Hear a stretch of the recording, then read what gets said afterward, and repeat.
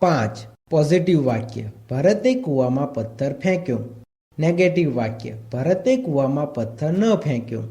Interrogative વાક્ય, શું ભરતે કૂવામાં પથ્થર ફેંક્યો?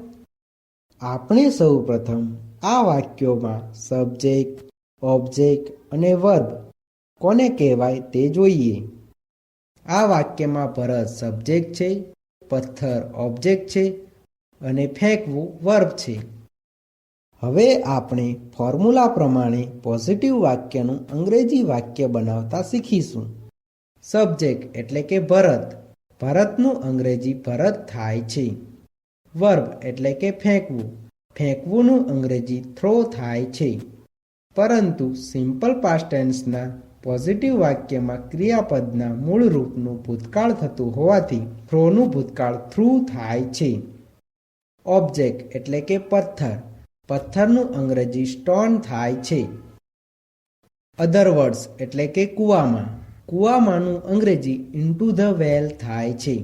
આમ આ વાક્યનું અંગ્રેજી Bharat threw stone into the well એવું થાય છે. તેવી જ રીતે નેગેટિવ વાક્યનું અંગ્રેજી વાક્ય બનાવતા શીખીએ. સબ્જેક્ટ એટલે કે ભરત, ભરતનું અંગ્રેજી ભરત થાય છે. બધા સાથે ડીડ વપરાતું હોવાથી ડીડનું ડીડ, નોટનું નોટ. વર્બ એટલે કે ફેંકવું, ફેંકવુંનું અંગ્રેજી થ્રો થાય છે.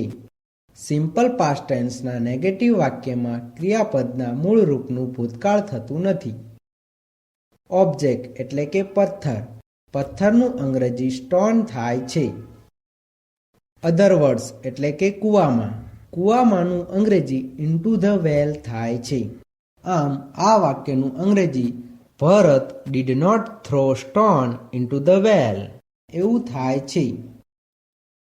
તેવી જ રીતે ઇન્ટ્રોગેટિવ વાક્યનું અંગ્રેજી વાક્ય બનાવતા શીખીએ.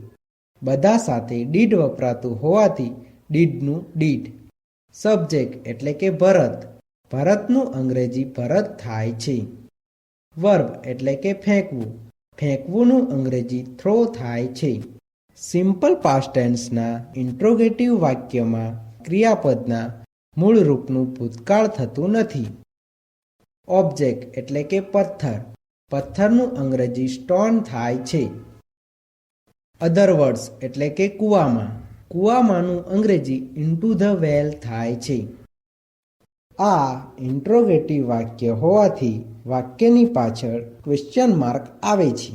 આમ આ વાક્યનું અંગ્રેજી did Bharat throw stone into the well એવું થાય છે.